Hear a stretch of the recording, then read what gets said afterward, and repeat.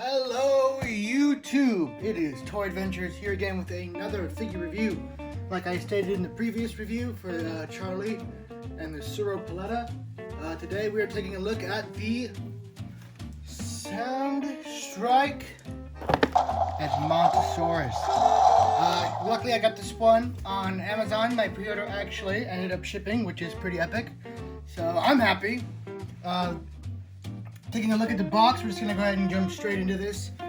We have the typical, the Primal Attack newer style packaging with the sunset, and then you have the fences up here in the back, exactly what we are usually used to seeing with these new lines. Taking a look at here at the back, you have the twisting motion, Edmontosaurus double head strike, shows you the Articulation, the Triceratops right there on the bottom. And it says, get Jurassic World facts, and it advertises the app, the fact app thing. Yeah, I mean, I'm going kind of quick on this because there's really nothing new with the packaging. It's the same Soundstrike packaging we've been seeing this whole time. So let's go ahead and just skip all that and get her out of the box and take a look at the Edmontosaurus. Okay, now we got her out of the box. I've heard a lot of things about this particular figure. Not a lot of it good, actually, and that really is disappointing because I was really excited for this. And personally, I don't find anything wrong with it, to be brutally honest. People complain about the feet. I can see that. I mean, Mattel hasn't been too awesome with feet, but I mean, it's not like a deal breaker for me. And then there is the sound effects. There you go. This is a Soundstrike,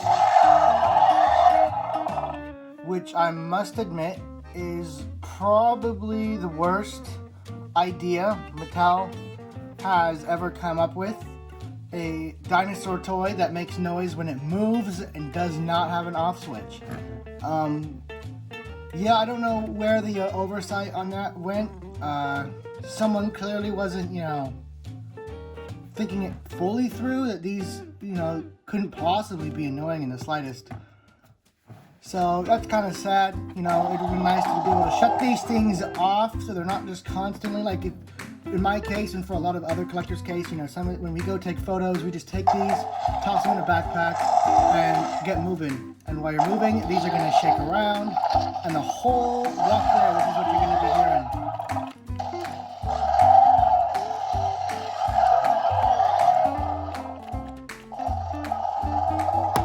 But that's a problem I already addressed in the first Soundstrike video I did. The problem I have here is a problem, again, that is very common in this Mattel line. I don't really want to sound like I'm really ripping on Mattel, but these are issues that need to be addressed. The sound effects don't sound like an Edmontosaurus at all. They are the Indoraptor sounds.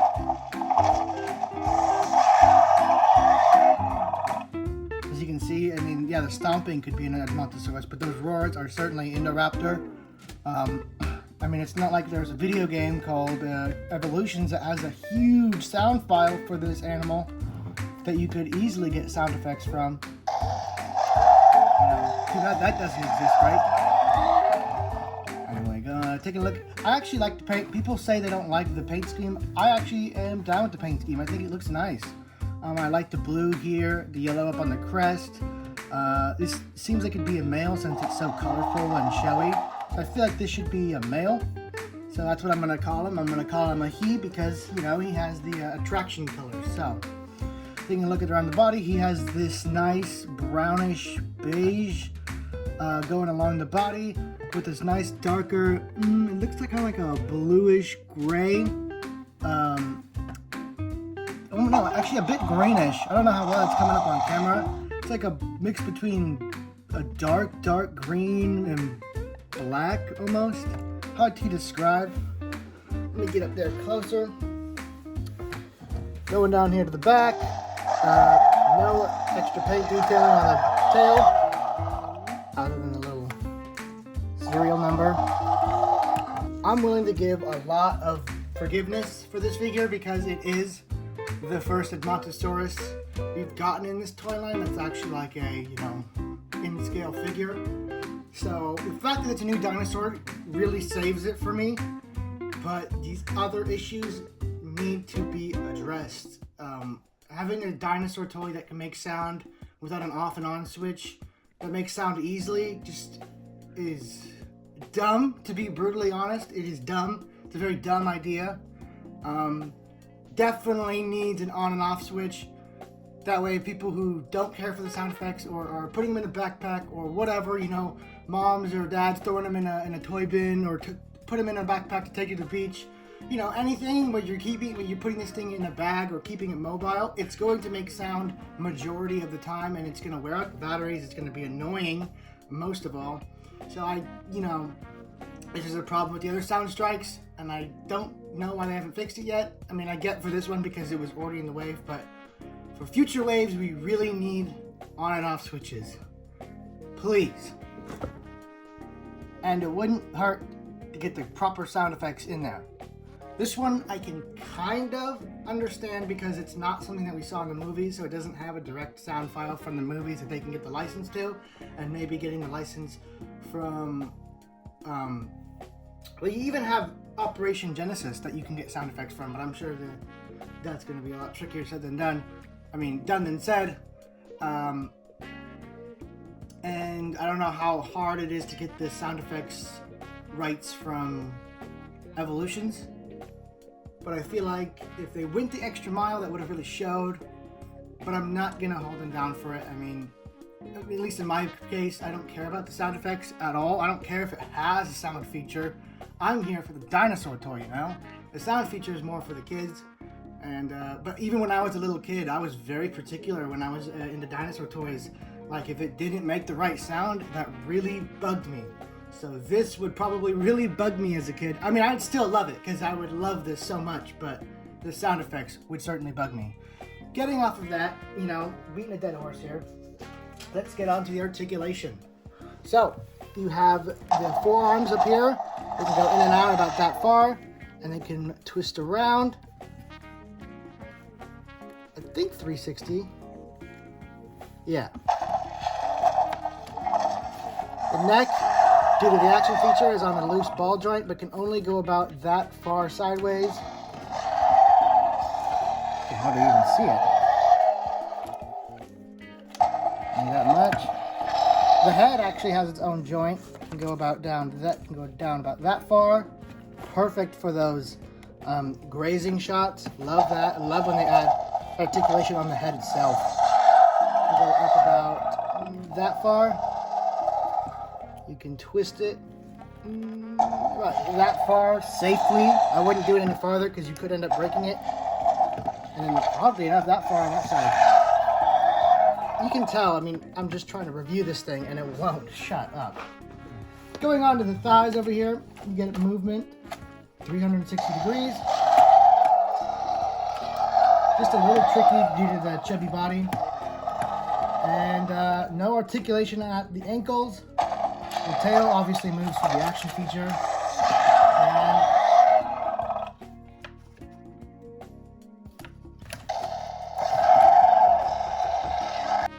getting on to size comparisons. We're going to start off big with a toy. I really wish they would repaint, but they haven't.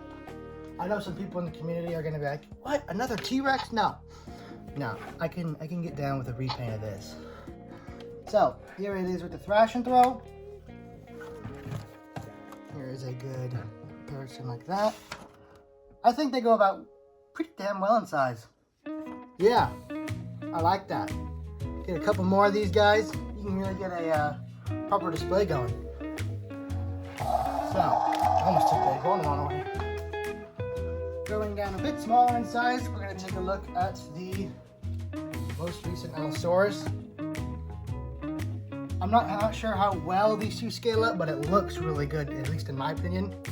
In my educated opinion, really like this one. And then last but not least, the Soundstrike Articulation. Two quite annoying dinosaurs. Kind of bummed they didn't give this one the same head articulation as that one. Actually, no, I said we were last, but I was wrong. Because we're going to do the Sauropleta. Nice. And then, of course, a human.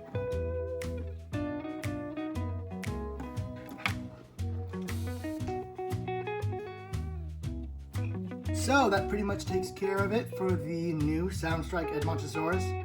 This is a figure that I have been anticipating, so I'm happy to finally have it. I know I really ripped on it in this one, but that's because I love this series and I want it to improve. I love this figure. I think it is beautiful, and I'm so happy to get a new Hadrosaur in this line. I really hope they do a lot more Hadrosaurs. Those are some dinosaurs I would love to get in shots and in videos. You know, they're some of my favorite herbivores out there. So I'm always happy to get a new Hadrosaur. Want more Paras, Edmontos, Corythosauruses, Iguanodons, all those guys. So happy to have this one. Paint's good, sounds terrible, action gimmick is laughable at best, but the toy itself is nice. So this has been Toy Adventures. I'll see you guys real soon. Heading out.